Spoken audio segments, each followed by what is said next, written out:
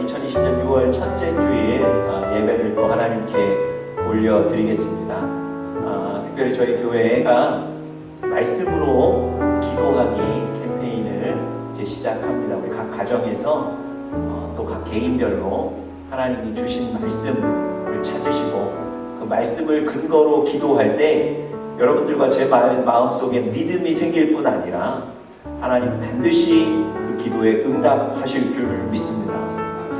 각 가정 개인들 하나님이 주신 말씀들 기도하시면서 찾으시고 응답받으시는 귀한 기회가 되기를 바랍니다. 우리 다 같이 하나님 가르쳐주신 기도 우리 하나님께 올려드리겠습니다. 다 같이 기도하겠습니다.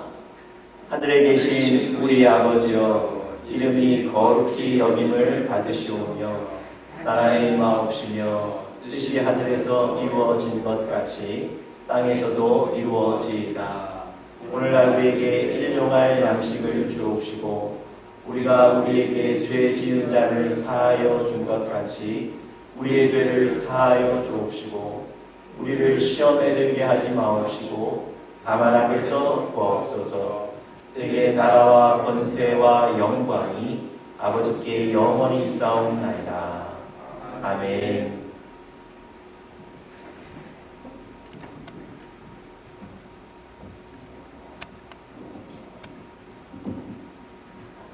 네, 샬롬 반갑습니다. 오늘도 우리 하나님께 영광의 찬양 올려드리기 원합니다. 우리 그리 아니하실지라도 거룩하신 성령이여 우리 하나님께 힘차게 찬양드리겠습니다.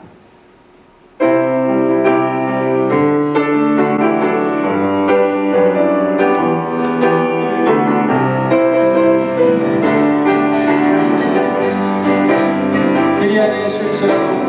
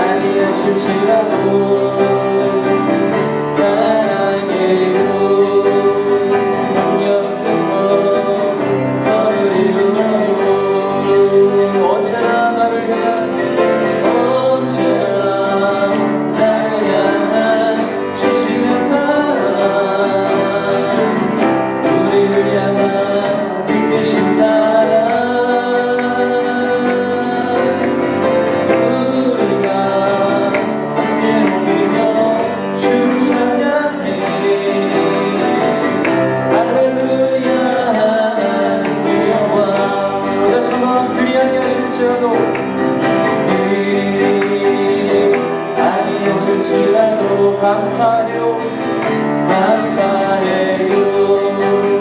주님 뜻을 믿기 때문이죠. 다시 한번 그리 아니하실지라도 아니하실지라도 사랑해요. 넌 옆에서 선을 이루어요. 언제나 너를 향한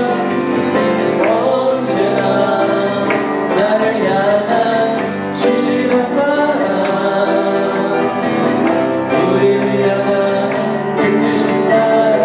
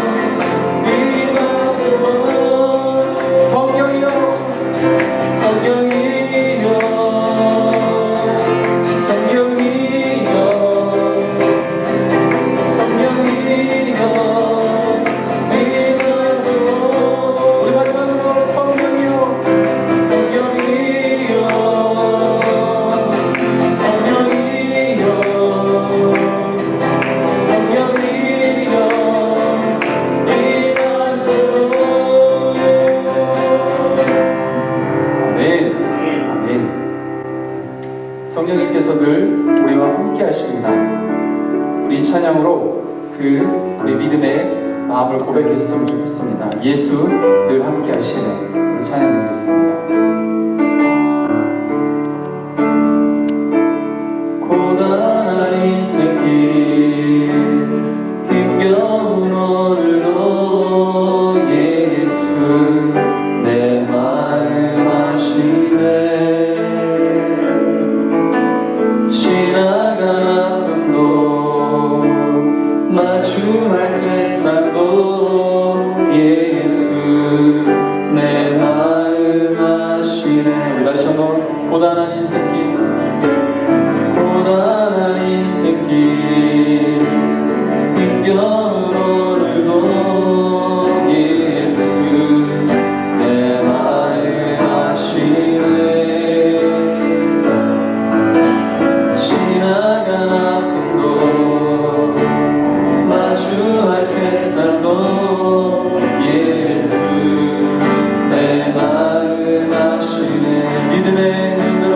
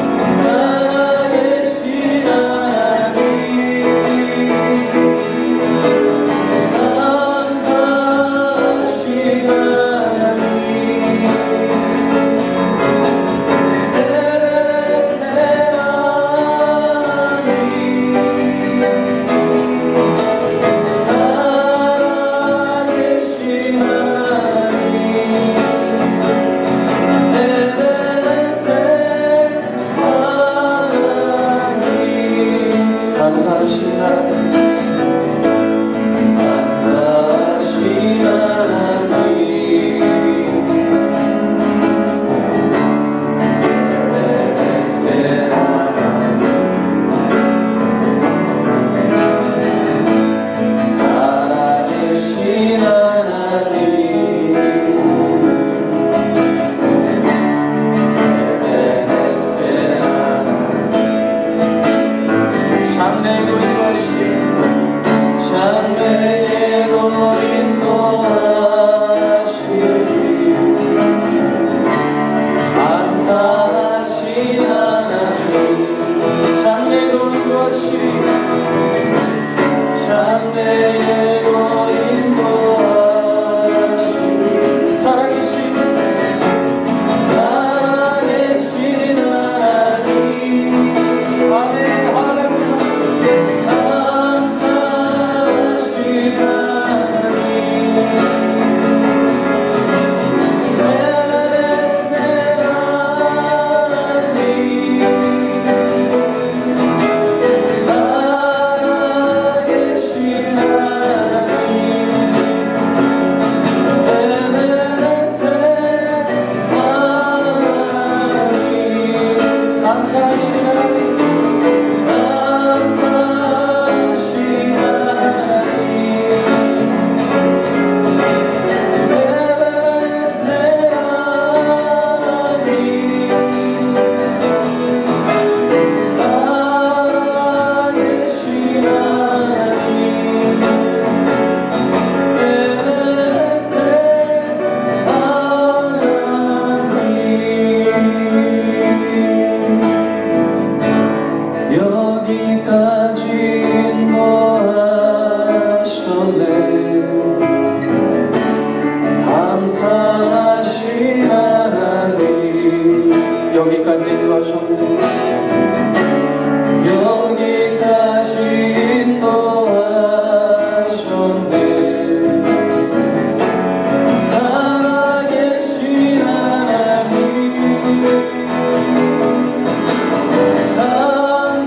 감사하신 하나님 에베네셀 하나님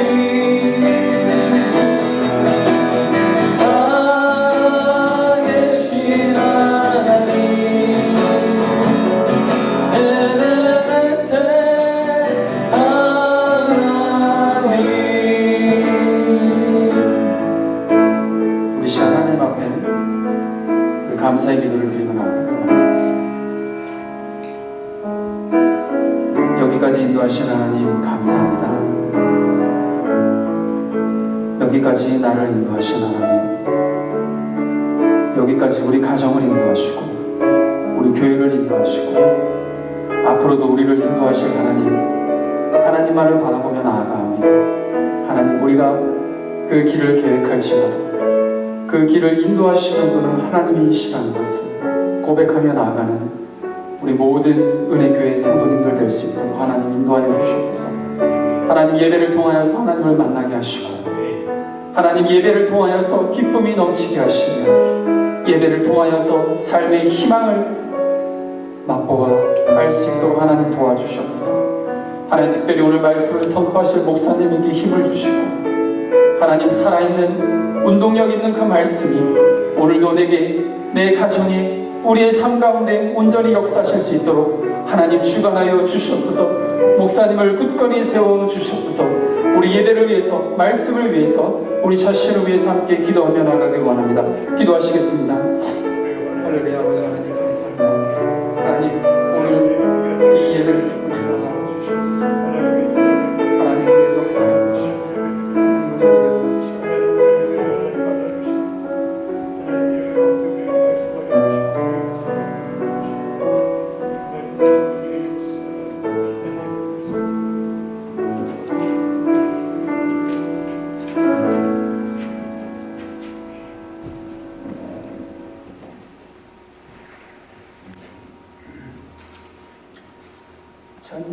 천지를 창조하신 아버지 하나님, 벌써 올 한 해도 반년이 지나는 6월이 시작되었습니다. 주님, 지난 한 주일 동안도 주님 보호하시며 평안 가운데 있게 하시고 지켜주시며 오늘 주일 예배를 드릴 수 있게 하여 주신 은혜에 진심으로 감사드립니다.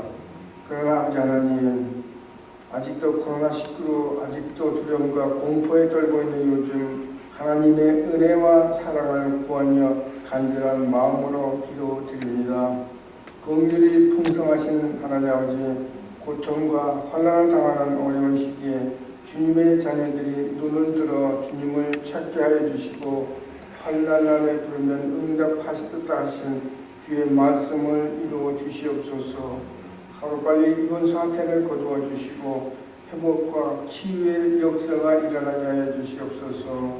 주님, 이번 사태로 어쩔 수 없이 사업장을 닫는 형제의 자매를 기억하여 주시고 그 자매를 위해 기도할 때 놀라운 주님의 계획이 있게 하심을 알게 하여 주시고 또 우리에게 금과 은은 없으나 나사렛 예수 이름으로 기도할 때 모든 것이 합하여 선을 이루는 놀라운 주님의 능력이 나타나게 하여 주시옵소서. 주님께서는 우리에게 헤쳐나갈 수 있는 시험과 환난을 주신다고 했는데 지금 상황은 너무 힘들고 모든 것을 포기하고 싶은 자에게 주님의 강력한 영이 임하게 해 주시옵소서. 역대하 7장 13절 14절의 말씀에 혹 내가 하늘을 닫고 비를 내리지 않거나 혹 메뚜기떼들에게 토산을 먹게 하거나 혹 전염병이 내 백성 가운데 행할 때에 내 이름으로 일컫는 내 백성이 그들의 악한 길에서 떠나 스스로 낮추고 기도하며 내 얼굴을 찾으면 내가 하늘에서 듣고 그들의 죄를 사하고 그들의 땅을 고칠지라고 하였습니다.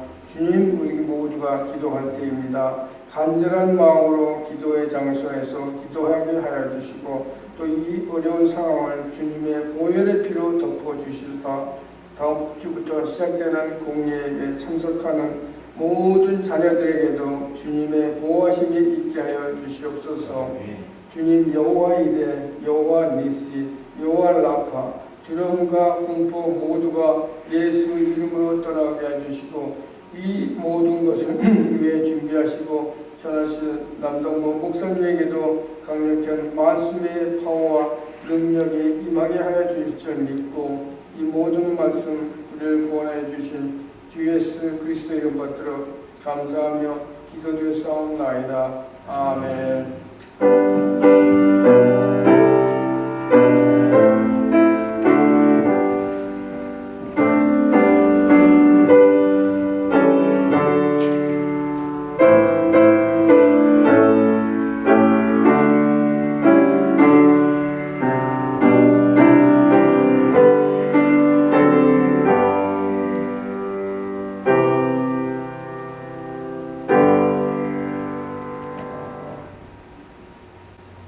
네, 먼저 우리 교회 소식 전해드리고 우리 헌금을 위해서 기도하고 찬양하겠습니다.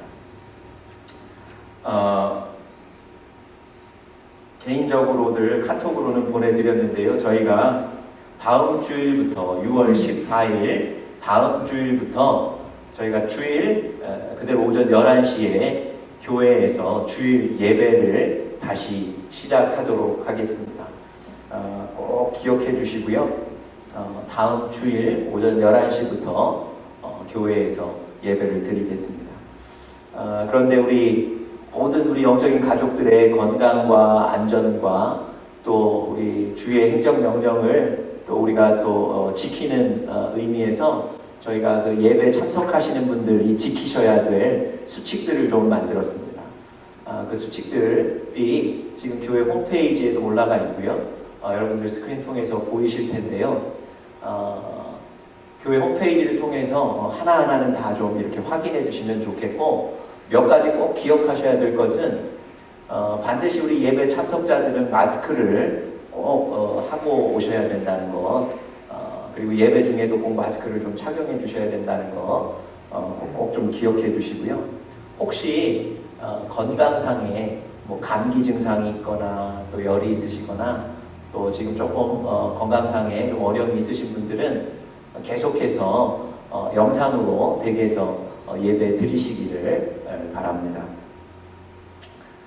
그리고 아마 다음 주일에 오시면 또 교회 의자들이 이렇게 배치되어 있을 텐데요. 우리 앞에 사람, 옆에 사람들과 좀 이렇게 간격을 띄워서 앉아주시는 게 꼭 필요하고요. 가족들은 같이 앉으실 수 있도록 그렇게 하겠습니다. 그래서 나머지 사항들은 우리 교회 홈페이지나 또 보내드린 카톡을 좀 참조해 주셔서 다음 주일부터 예배에 큰 어려움이 없도록 또 우리가 안전하게 잘 예배 드릴 수 있도록 우리 다들 도와주시면 감사하겠습니다. 조금 전에 말씀드렸던 것처럼 온라인 예배는 일단 여러 가지 사정 나오지 못하시는 분들을 위해서 지속하도록 하겠습니다. 말씀으로 기도하기, 말씀으로 행복한 교회를 이루는 두 번째 캠페인을 우리 시작합니다. 말 그대로 하나님이 각자에게 주신 말씀으로 기도하시는 겁니다. 이 말씀을 먼저 찾으셔야 되는데요. 이 부분에서 조금 어려워하시는 분들이 있을 수 있는데 절대 고민하지 마십시오. 그동안 은혜됐던 말씀, 성경책에 표시되어 있는 말씀, 성경 공부했을 때 기억나는 말씀, 또 설교 들으면서 은혜됐던 말씀들, 그 말씀들 가운데 몇 구절 찾으셔서 적으시고 그것을 가지고 기도하시면 됩니다. 예를 들어서 저는 느헤미야 1장 11절 말씀을 가지고 계속 기도합니다. 하나님 이 사람에게 은혜를 입게 하옵소서. 그래서 제가 전도해야 될 사람들을 생각하면서 하나님 한 분 한 분 이름을 불러가면서 이분들에게 하나님 은혜를 입게 하옵소서 이렇게 기도하거든요. 그러니까 지금 제가 예를 들어서 설명해 드릴 겁니다. 이런 식으로 여러분들에게 감동되는 또 은혜되는 말씀들을 찾으셔서 정리하시고 적으셔서 여러분들이 벽에 잘 붙이셔서 기도하시면 됩니다. 이번 주에 다 적으신 분들은 기도를 시작하시고요. 어려우신 분들은 이번 한 주 더 기도하시고 말씀을 좀 찾으시길 바랍니다. 우리 교회의 귀한 우리 유스 또 어린 아이들 자녀들이 이제 학기를 마쳤습니다. 그래서 유치원 또 초등학교, 중학교 졸업한 우리 자녀들이 있습니다. 여러분들 격려해 주시고 축하해 주시면 감사하겠습니다. 저희가 그 코로나 사태 이후로 새벽 기도도 중단하고 있는데요. 이번 주부터 화요일부터 목요일까지 화요일부터 금요일까지입니다. 시간을 7시로 1시간 늦춥니다. 그래서 7시 오전 7시에 장소는 이 본당에서 새벽 기도를 할 텐데요. 그 기도회는 여러 가지 사정 때문에 개인 기도회입니다. 그래서 기도하기를 원하시는 분들은 오셔서 개인적으로 기도하시고 가시면 됩니다. 이 오전 기도에 참석하시는 분도 물론 마스크를 좀 착용해 주시면 감사하겠습니다. 다른 광고들은 주보를 참조하시면 되겠습니다. 우리 다 같이 하나님께 헌금을 위해서 함께 기도하겠습니다. 다 같이 기도하겠습니다. 하나님 감사합니다. 오늘도 우리 사랑하는 영적인 가족들 또 주님 앞에 예배 드립니다. 하나님 오늘 우리의 예배를 받아 주시옵소서. 뿐만 아니라 하나님 이 어려운 중에도 여전히 하나님 우리의 주인이시며 여전히 하나님 우리의 인생을 붙잡고 계시고 우리의 인생을 움직이시기에 믿음을 가지고 또 귀한 예물도 드립니다. 하나님이 예물을 받으시고 우리의 믿음을 보시고 아브라함의 믿음을 보고 의로 여기셨던 것처럼 우리의 믿음을 보시고 또한 의로 여겨 주시옵소서. 하나님 어려운 시기를 지나고 있습니다. 하나님 건강에 필요가 있는 분이 있고 물질에 필요가 있는 분이 있고 또 여러 가지 필요가 있는 분들이 있습니다. 하나님 각 가정의 사정을 하나님 잘 아실 텐데 하나님께서 필요대로 충만하게 채워 주시옵소서. 감사하며 예수님의 이름으로 간절히 기도드렸습니다. 아멘. 우리 다같이 찬송가 347장 통일찬송가 382장 허락하신 새 땅에 우리 박수하시면서 하나님 힘차게 찬양 드리겠습니다.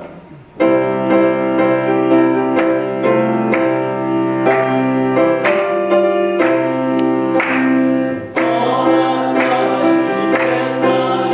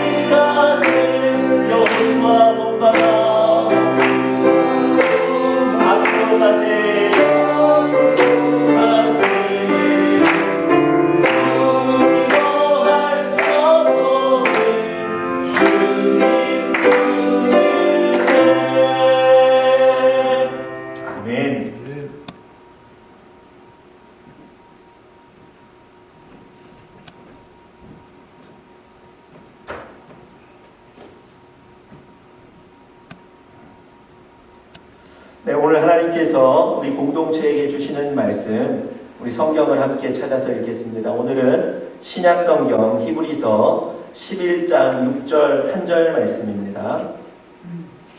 신약성경 히브리서 11장 6절, 신약성경 365페이지쯤에 있습니다.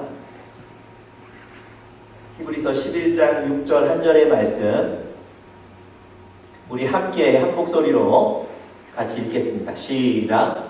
믿음이 없이는 하나님을 기쁘시게 하지 못하나니 하나님께 나아가는 자는 반드시 그가 계신 것과 또한 그가 자기를 찾는 자들에게 상 주시는 이심을 믿어야 할지니라. 아멘. 아멘.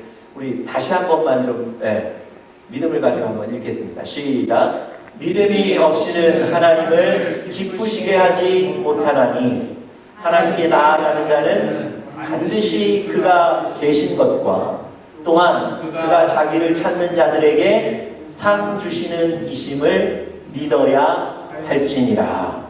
아멘. 아멘. 지난주는 두려움 이기기 6번째 성령의 임재, 성령 충만하기를 원하는 마음으로 말씀드렸습니다. 여러분, 성령이 여러분과 제 가운데 임하실 때, 성령이 우리 가운데 충만할 때 하나님께서 우리 삶에 일하시는 줄 믿습니다. 여러분과 제가 일을 하면 한계가 있을 수밖에 없습니다.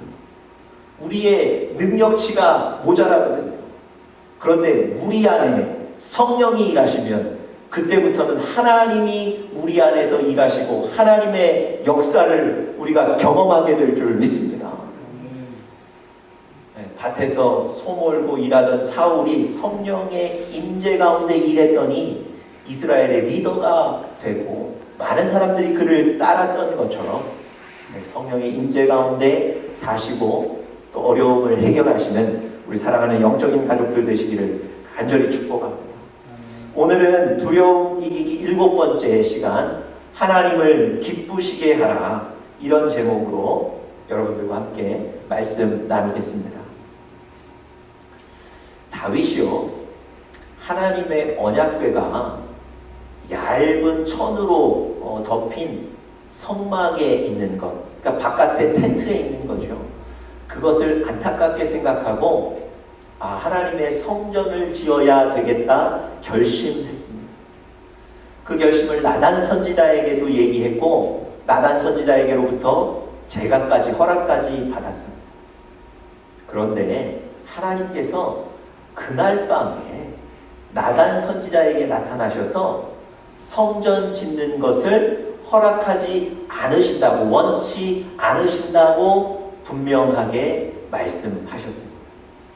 뿐만 아니라 너의 자손을 통해 성전을 지을 것이다 라는 말씀을 통해서 다윗이 성전 짓는 것에 대해서 분명한 거부의 의사를 전달하셨습니다. 여러분, 다윗이 하나님 앞에 지금 큰 제안을 드린 거거든요. 그런데 하나님께서 즉시로 다윗의 큰 제안을 막으셨어요. 거절하신 겁니다. 지금은 적절한 시기가 아니니까 우리 나중에 다시 한번 생각해보자, 뭐 이렇게 애둘러 거절하신 게 아니고요. 다윗 네가 짓는 것은 안 된다, 직접적으로 부정적으로 거절을 하셨어요. 여러분, 다윗이 이 얘기 들었을 때 서운하지 않았을까요? 섭섭하지 않았을까요? 자기 딴에는 정말 결단해서 큰 제안을 드렸는데 하나님이 거절하셨으니까요. 하나님이 자기를 거절하신 것을 보고 야, 이거 내가 하나님 앞에 무슨 죄 짓지 않았나 아마 두렵기까지 했을 겁니다. 그런데요, 이 장면을 보여주고 있는 사무엘하 7장 말씀에 보시면 이 뒤의 이야기가 우리의 생각과는 다르게 전개가 되고 있습니다. 여러분, 하나님이 이렇게 다윗을 거부하셨다면 이 뒤에 어떤 이야기가 나올까요? 왜 다윗은 안 되는지, 왜 다윗이 성전을 지을 수 없는지 이유를 얘기하시면서 다윗의 잘못도 좀 들추어내시고 그런 다윗을 지적하시고 책망하셨을 것 같은데, 여러분 사무엘하 7장에 보시면요, 하나님이 이 다윗의 제안을 거절하신 그 직후부터 생각지 못하는, 상상치 못한 축복을 다윗에게 약속하고 계십니다. 뭐라고 약속하셨냐면요, 다윗 너를 이 땅에서 위대한 사람으로 만들겠다. 그리고 다윗 네가 왕으로 이 땅을 다스릴 때는 적들과의 전쟁에서 져서 이 나라가 어려운 일이 생기지 않도록 할 것이다. 그리고 심지어 이 왕 후계 구도까지 언급하시면서 아들이 왕이 될 것이다, 자손의 축복까지 허락해 주셨어요. 뿐만 아니라 조금은 특혜 같은 복도 주셨습니다. 너의 아들이 왕이 되어 이 나라를 다스릴 때 혹시 범죄하고 실수하면 그것 때문에 왕의 자리에서 그 아들을, 너의 아들을 내리지 않을 것이다. 여러분, 사울이 왕으로 있을 때 하나님 앞에 범죄했죠. 그래서 하나님이 그 사울을 왕의 자리에서 내리신 거 아닙니까? 아니, 그런데 이 다윗의 아들에게는요, 왕으로 통치할 때 실수하고 범죄하더라도 물론 그 죄는 깨닫게는 하겠다. 그렇지만 그것 때문에 왕의 자리에서 내리지는 않겠다. 이런 약속을 주셨어요. 여러분, 이해가 되십니까? 아니, 다윗이 하나님 앞에 내가 성전 지을 테니까 이런 복을 주십시오, 복을 요구했나요? 전혀 그렇지 않습니다. 그런데 하나님이 생각지도 못한 복을 막 쏟아부어 주시는 거예요. 또 여러분, 시기를 생각해 보세요. 하나님이 분명히 다윗이 성전을 건축하는 건 안 된다고 거절하셨거든요. 거부하셨거든요. 그렇게 부정적인 어근들로 거절하신 직후에 다윗에게 복을 부어주시고 있는 거예요. 왜 그럴까요? 여러분, 이유는 한 가지밖에 없습니다. 하나님이 다윗의 제안을 거절하신 것은 맞지만 다윗이 하나님을 생각하고 하나님을 삶의 우선순위에 두고 하나님의 성전을 짓겠다는 그 마음, 그 믿음은 기뻐하시는 거예요. 하나님이 그 다윗의 마음과 믿음을 기뻐하셨기 때문에 하나님이 그에게 복을 주시고 있는 겁니다. 여러분, 다윗을 통해서 성전을 짓든지 아니면 성전 짓는 것을 미루든지 그것은 하나님의 결정입니다. 그것은 중요하지 않아요. 하나님에게 더 중요한 것은 바로 내가 다윗을 기뻐했다는 겁니다. 다윗이 하나님을 기쁘게 했다는 거예요. 그래서 하나님은 그 다윗에게 생각지도 않았던 축복들을 부어 주시는 거예요. 여러분, 여러분들과 제가 하나님을 기쁘게 한다면 하나님께서 여러분과 저에게도 이 귀한 복들을 주실 줄 믿습니다. 여러분, 지금 여러분들이 간구하시는, 사모하시는 복들 있지 않습니까? 어떻게 하면 얻을 수 있다고요? 여러분과 제가 하나님을 기쁘시게 하면 그 귀한 복들을 누리게 될 줄 믿습니다. 여러분, 이 시기에 여러분들이 간절히 원하는 복들이 있을 겁니다. 특별히 이 어려운 시기 지나가면서 여러분들 가정에, 여러분들 개인에 꼭 필요한 복들이 있으실 겁니다. 어떻게 얻으시겠습니까? 하나님을 기쁘시게 한다면 하나님이 다윗이 생각지 못했던 복들을 내려주셨던 것처럼 여러분들과 저에게 복을 주실 것입니다. 하나님이 주시는 그 복들 때문에 우리가 두려워하는 그 문제들을 넘어가게 될 것입니다.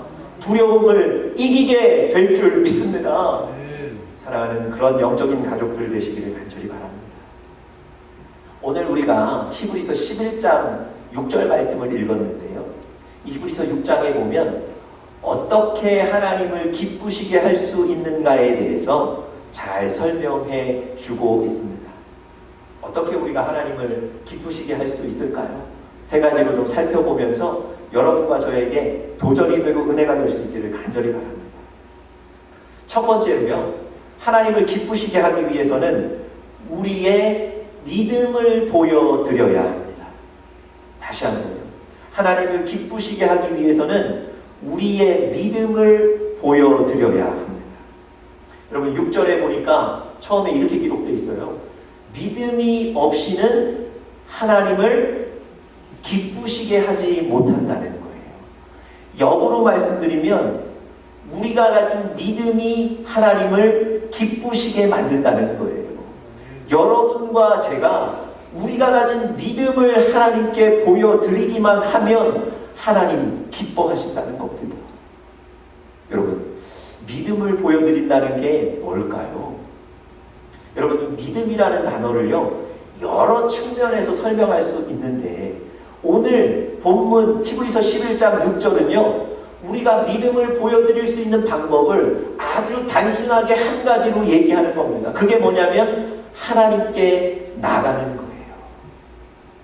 여러분, 히브리서 11장 6절에 보시면 믿음으로 하나님을 기쁘시게 할 수 있다, 이런 명제를 딱 처음에 던지죠.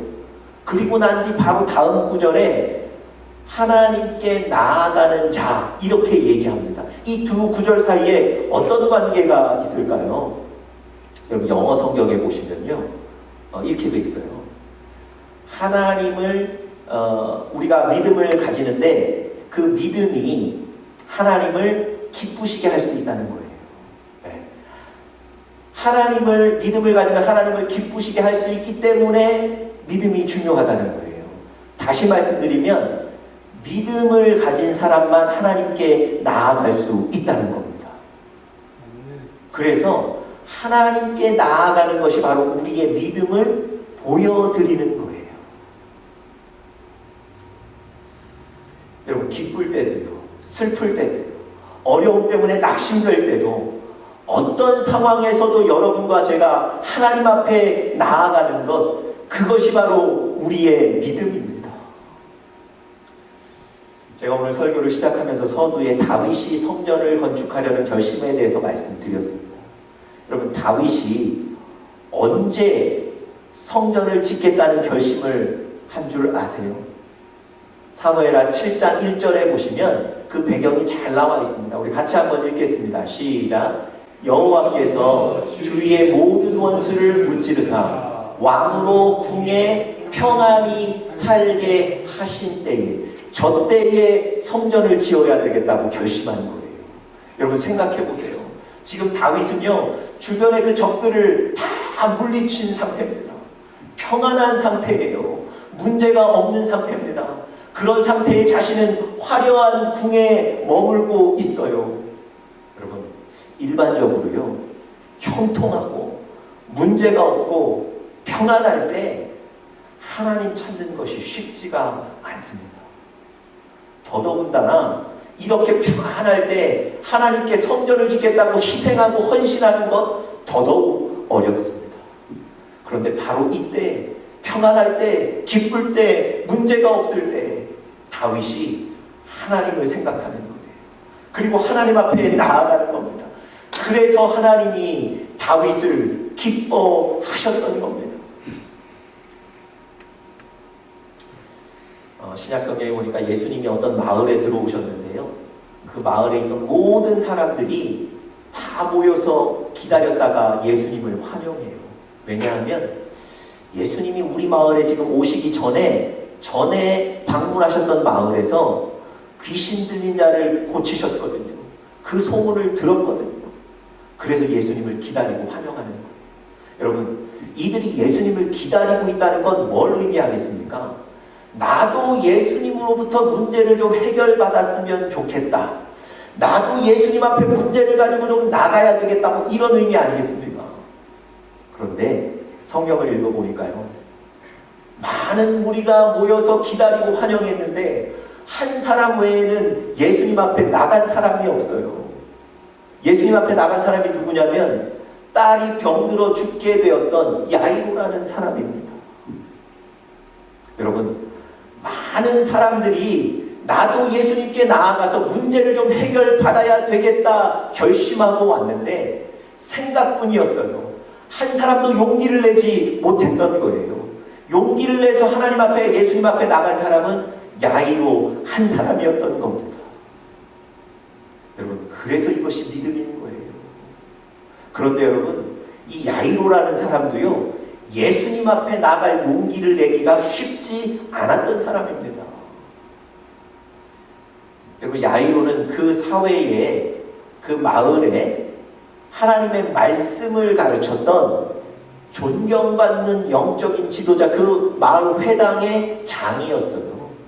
많은 사람들이 그를 존경하고 있습니다. 그런데 그 많은 사람들이 둘러싸 보는 데서 예수님 앞에 나가 엎드려 무릎을 꿇고 도와달라고 얘기하는 거예요. 여러분, 그렇게 하는 것은요, 수많은 사람들에게 자신의 속사정을 다 보여줘야 되는 그런 불편함이 있는 겁니다. 뿐만 아니라 자기가 지금 존경받는 영적인 지도자인데, 야, 존경받는 저 영적인 지도자가 자기 문제 스스로 해결하지 못하고 저렇게 나가 엎드리는구나, 이런 권위에 손상되는 모습도 보여줘야 되는 거예요. 그런데 여러분, 이 야이로는 그런 사회적인 지위, 불편함, 뭐 이런 것들 다 내려놓고 용기를 내서 나가는 겁니다.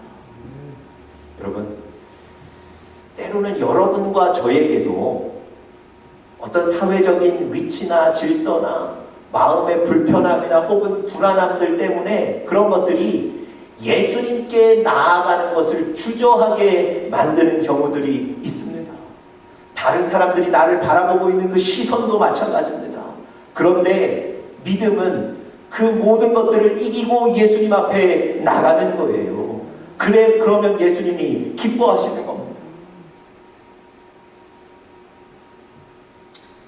예수님께서 두로라는 지방에 가셔서 사람들 만나 말씀 가르치고 아픈 자들 기도해 주시고 사역을 하고 계셨어요. 그런데 그 사역의 현장에 한 여인이 들어와서 예수님 앞에 엎드려 무릎 꿇고는 다짜고짜 자기 딸을 좀 도와주십시오 막 비는 거예요. 여러분, 이 여인이 누구였냐면 수로보니게의 헬라인이었어요. 여러분, 이 여인이 예수님 앞에 나오기는 했지만 이 여인도 예수님 앞에 나오기가 굉장히 어려운 조건을 가지고 있는 여인이었어요.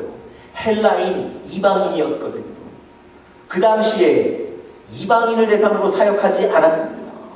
금기시되어 있는 일들 아니었습니까? 만약에 이 여인이 예수님 앞에 나오면 아마 유대인들이 비난했을 거예요. 뿐만 아니라 이 여인을 막아 섰을 겁니다. 이런 비난이 있을 수 있다는 것, 이런 비참한 일들이 있을 수 있다는 것을 알면서도 이 여인이 예수님 앞에 나와서 엎드려서 자기 딸을 도와달라고 얘기하는 겁니다. 여러분, 예수님이요, 이 여인이 이방인인 줄 아셨어요.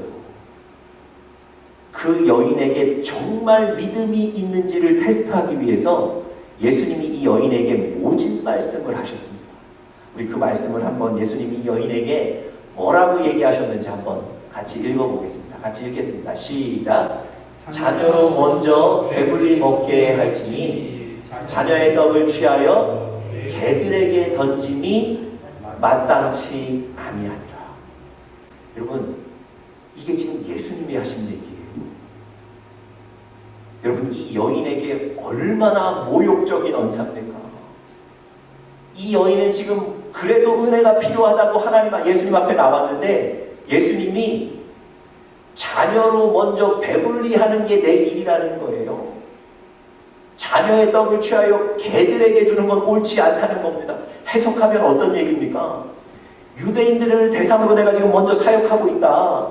내가 지금 당신 같은 이방인에게 신경 쓸 여력도 없고 마음도 없다. 개에 비유하신 거예요. 여러분, 얼마나 속상했겠습니까? 얼마나 비참했겠습니까? 그런데 이 여인이 예수님의 이 말씀을 듣고 대답하는 거예요. 자, 이 여인의 대답을 이어서 한번 보겠습니다. 뭐라고 대답했는지 같이 읽어보겠습니다. 시작. 여자가 대답하여 이르되 주여 올소이다마는 상 아래의 개들도 아이들이 먹던 부스러기를 먹나이다. 여러분, 이 여인은 뭐라고 대답한 겁니까? 상 아래 떨어지는 부스러기를 개들이 먹는다는 거예요. 다시 말씀드리면 예수님 나에게 그렇게 말씀하셨지만 상 아래 떨어지는 그 은혜라도 나는 필요합니다. 그 은혜라도 나는 받기를 원합니다. 나는 지금 예수님 앞에 나왔는데 돌아갈 마음이 없습니다. 나는 상 아래 떨어지는 그 은혜가 필요합니다. 그렇게 고백하는 거예요. 여러분, 이 여인은요, 예수님 앞에 지금 믿음으로 나온 거예요.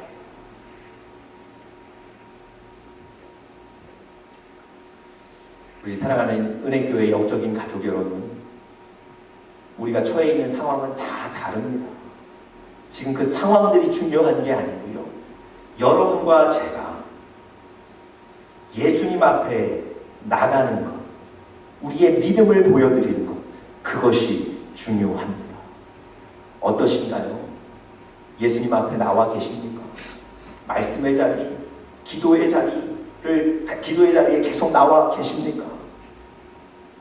혹시 바빠서, 혹은 지금 어떤 문제들 때문에 너무 불안해서, 또 다른 사람들의 시선 때문에 하나님 앞에 나와 있지 못하신가요? 여러분, 야이로처럼 용기를 내어 하나님 앞에 나오십시오. 수로보니게의 그 헬라 여인처럼 용기를 내어 하나님 앞에 나오십시오. 여러분, 제가 설교 준비하면서 이런 짧은 글을 봤습니다. 자녀와 놀아줄 시간이 없다던 아빠는 동아리 술자리 모임에 빠짐없이 참석하고, 바빠서 책 읽을 시간이 없다는 직장인은 지하철을 타고 출퇴근하는 2시간 내내 모바일 게임을 한다. 그럼 바빠서 못 나오시는 게 아니에요. 바쁘고 안 바쁘고의 문제가 아니고 믿음의 문제라는 겁니다. 믿음을 가지고 하나님 앞에 나오시는, 믿음을 가지고 하나님의 자리에 나오시는 여러분들 되시기를 간절히 축복합니다. 이것이 우리의 믿음이고요, 하나님은 이 믿음을 보시고 기뻐하실 것입니다. 자, 두 번째로요, 하나님을 기쁘시게 하기 위해서는 하나님의 존재를 믿어야 합니다. 하나님을 기쁘시게 하기 위해서는 하나님의 존재를 믿어야 합니다. 6절 중반에 보니까 이렇게 기록되어 있습니다. 하나님께 나아가는 자는 반드시 그가 계신 것을 믿어야 한다는 겁니다. 그가 계신 것, 하나님의 존재를 믿어야 한다는 거예요. 여러분, 당연한 이야기 같지만 이것이 우리 믿음의 기초입니다. 하나님이 천지를 창조하셨습니다. 태초에 하나님이 천지를 창조하시니라. 이것이 성경 가장 앞에 나와 있는 첫 번째 말씀입니다. 하나님께서 이 세상을 창조하셨고 지금도 이 세상의 주인 되셨고 여러분과 제 인생을 움직이고 이끌고 계십니다. 여러분과 제 인생이 어떤 사람의 손에, 어떤 환경과 조건에 달려있지 않고 바로 하나님의 손에 달려 있습니다. 이것을 믿으십니까? 이것이 바로 하나님의 존재를 믿는다는 거예요.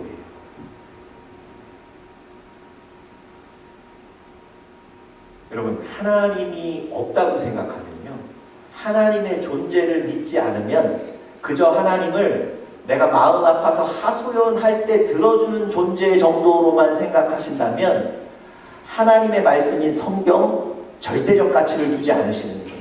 이 성경을 믿지 않으시는 거예요. 뿐만 아니라 삶에 적용하지도 않으실 거예요. 그런데 하나님의 존재를 믿으시는 분은 하나님의 말씀에 완전하게 순응하시게 됩니다. 여러분, 히브리서 11장은 믿음의 장이라고 그러죠. 그래서 믿음의 사람들에 대해서 다 열거해 놓고 있는데요.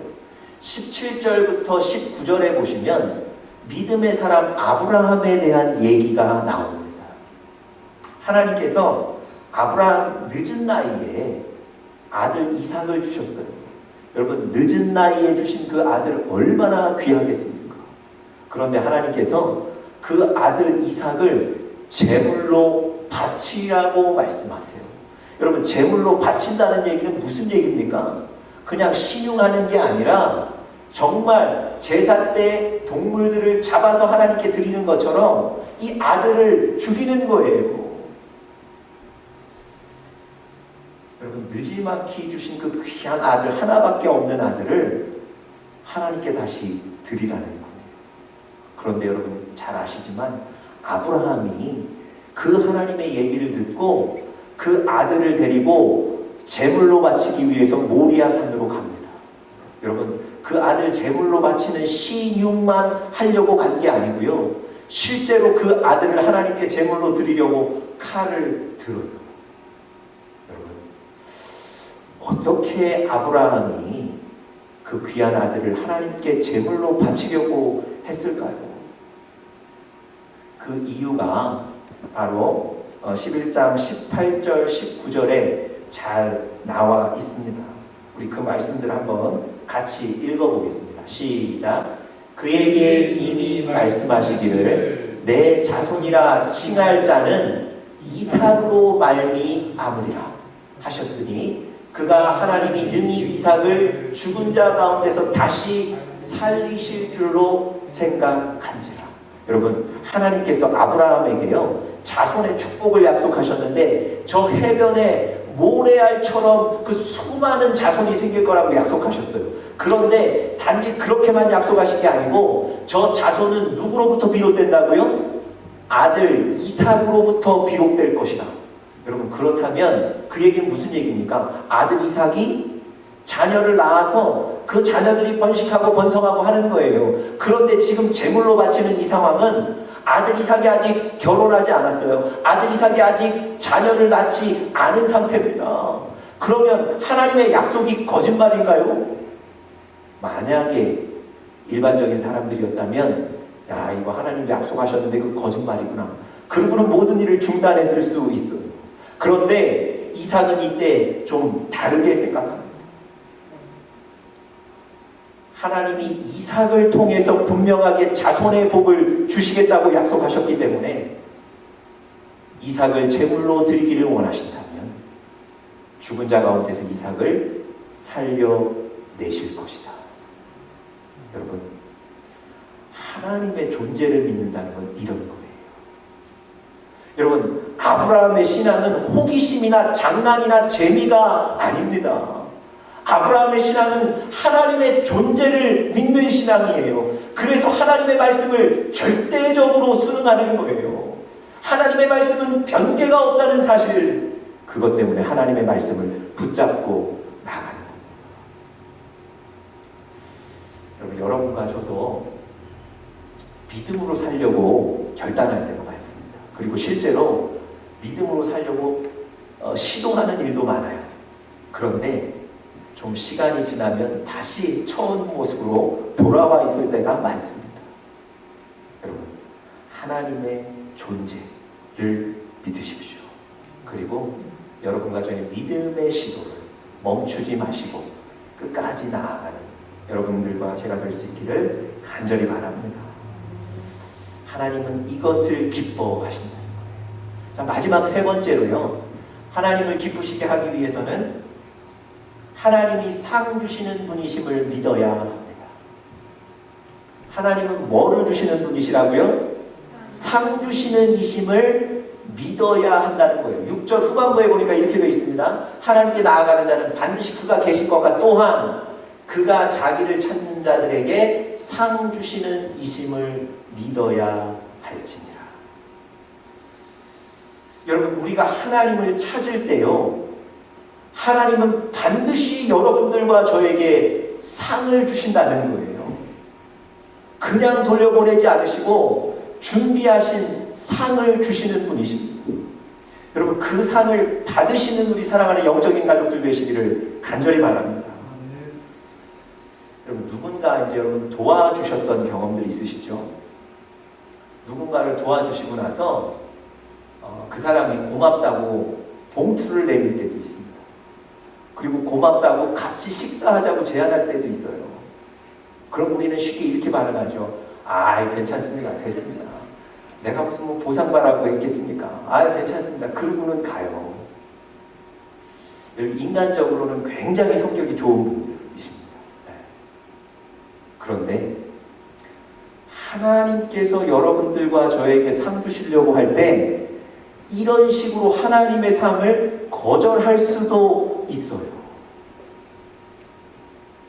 하나님, 내가 무슨 어린아이도 아니고 내가 무슨 하나님 보상바라고 내가 헌신했습니까? 여러분, 성경적이지 않은 거예요. 죄송하지만 이건 교만이에요. 왜냐하면 하나님은 성경에서 분명히 상 주시겠다고 약속하셨거든요. 상 주시는 분이라고 말씀하셨거든요. 여러분, 괜히 상 받을 때, 보상 받을 때 그 뻘쭘한 마음을 저도 이해합니다. 그래서 거절하는 것 다 이해하죠. 그런데 그런 우리의 마음을 아시고 하나님은 분명하게 말씀하세요. 자기를 찾는 자들에게 상 주시는 이시다. 뿐만 아니라 그것을 뭐 해야 한다고요? 믿어야 한다는 겁니다. 여러분, 한번 생각해 보세요. 하나님을 설명하면서 하나님은 상 주시는 분이십니다. 이렇게까지만 얘기하면 되는데 하나님은 자기를 찾는 자들에게 상 주시는 이심을 믿어야 합니다. 이렇게까지 성경이 얘기한 이유가 뭘까요? 하나님이 주시는 그 상을 기대해야 된다는 거예요. 아니, 하나님이 주시는 그 상을 무조건 받으셔야 된다는 거예요. 여러분, 하나님은 여러분과 제가 하나님을 찾을 때 상 주시는 분이십니다. 그 상을 받고 누리시는 여러분들 되시길 간절히 축복합니다. 바디메오가 앞을 보지 못하고 늘 사람들 많이 다니는 저 길거리 구석에서 구걸하고 있을 때 예수님이 지나가신다는 소식을 듣고 예수님이 지나가실 때쯤 자리에서 벌떡 일어나서 외칩니다. 다윗의 자손 예수여, 나를 불쌍히 여기소서. 그럼 주변에 섰던 사람들이 뭐라 그러죠? 욕하고 비난해요. 시끄러워, 너는 네 자리에 가 있어. 그럼 바디메오가 어떻게 했습니까? 더 큰 소리로 소리를 질러 예수님을 부르는 거예요. 예수님이 예수님 앞에 나오심을 보셨어요. 예수님이 뭐라고 하셨습니까? 너의 믿음이 너를 구원하였다 말씀하셨어요. 예수님 앞에 나오는 자, 예수님을 찾는 자에게 하나님은 그의 눈을 여시는 상을 주셨습니다.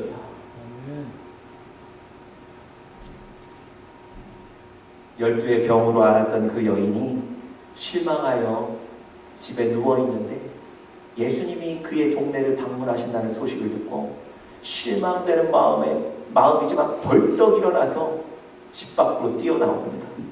예수님 주변에 사람이 많았는데 그 무리들 해치고 나와서 예수님 옷자락을 잡았어요. 예수님 옷자락만 잡으면 내가 나음을 입겠다는 믿음 가지고요. 그런데 예수님이 갑자기 누가 내 옷을 만졌냐 물으세요. 걸렸구나 이런 심정으로 접니다 얘기했더니 예수님이 뭐라고 하셨죠? 바디메오에게 하셨던 똑같은 얘기를 하셨어요. 너의 믿음이 너를 구원하였다. 이 여인이 예수님을 찾기 위해 나왔을 때 예수님은 그 여인의 병을 고치시는 상을 주셨습니다. 여러분, 하나님은 하나님을 찾는 자에게 반드시 상을 주시는 분이세요. 여러분, 여기서 주의하실 것이 하나 있습니다. 어떤 자에게 상을 주신다고요? 자기를 찾는 자. 근데 여기서 찾는다는 것의 그 헬라어 의미는요, 그냥 한번 고개 돌려보고 있나 없나 보는 게 아니에요. 있으면 만나고 없으면 집에 가고 이런 의미가 아니에요. 저 헬라어에 찾는다는 헬라어의 의미는요, 찾아내는 거예요. 끝까지 내가 찾을 때까지 가는 거예요. 그래서 예수님을 만나고 붙잡는 거예요. 그런 자들에게 상 주신다는 겁니다. 여러분, 오늘 예수님 앞에 나가시는 여러분들 되시기를 간절히 바랍니다. 예수님을 찾으셔야 돼요. 조금 찾다가 응답이 없어서 안 보이셔서 그만 두시면 안 됩니다. 찾아내시는 거예요. 그런 자들에게 하나님은 놀라운 상을 주실 줄 믿습니다. 그런 주인공들 되시기를 간절히 바랍니다. 다 같이 기도하겠습니다. 하나님, 오늘도 우리 사랑하는 영적인 가족들과 예배드리며 하나님의 말씀을 나누었습니다. 믿음이 없이는 하나님을 기쁘시게 하지 못한다고 하셨습니다. 우리 한 분 한 분 하나님께 나아가는 믿음을 보이게 도와 주시옵소서. 지금 하나님 여러 가지 사정으로 하나님 또 댁에서 예배드리고 있지만 그런 것과 상관없이 하나님 주님 앞에 마음으로 믿음으로 나아가도록 인도하여 주시옵소서. 하나님 바디메오처럼 또 하나님 12에 고생했던 혈루증 걸렸던 그 여인처럼 예수님 앞에 찾아 나아가기만 하면 하나님 반드시 상을 주시는 분이십니다. 그 상의 주인공 되는 우리 사랑하는 가족들 되게 하여 주시옵소서. 감사하며 예수님의 이름으로 기도드렸습니다. 아멘. 네, 오늘도 우리 일주일 결단하는 마음으로 하나님께 함께 찬양 드리겠습니다. 찬송가 545장, 통일 찬송가 344장인데 이 눈에 아무 증거 아니 배워도 우리 믿음을 가지고 나가겠습니다. 믿음을 보여드리겠습니다. 믿음으로 주님 앞에 나아가겠습니다. 이런 결단을 가지고 박수하며 하나님께 찬양 드리겠습니다.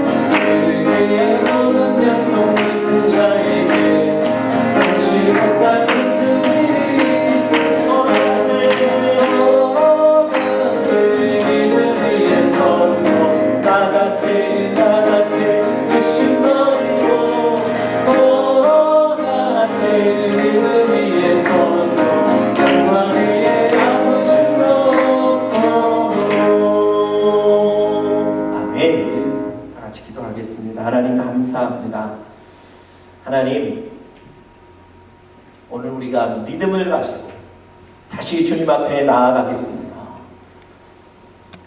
하나님, 혹 예수님 앞에 나아가는 것을 주저하게 만드는 요소들이 있다 하여도 중간에 멈추지 않고 다시 돌아서지 않고 주님 앞에 믿음으로 나아가겠습니다. 하나님, 우리의 믿음을 보시고 다윗을 축복하셨던 것처럼 축복하여 주시옵소서. 하나님이 주시는 그 복으로 이 어려운 시기를 넘을 수 있도록, 우리 마음의 두려움을 이길 수 있도록 도와주시옵소서. 지금은 우리 주 예수 그리스도의 크신 은혜와 하나님의 사랑과 성령의 내주 교통하심이 우리 사랑하는 영적인 가족들 머리머리 위에 영원토록 함께 계시기를 간절히 축원하옵나이다.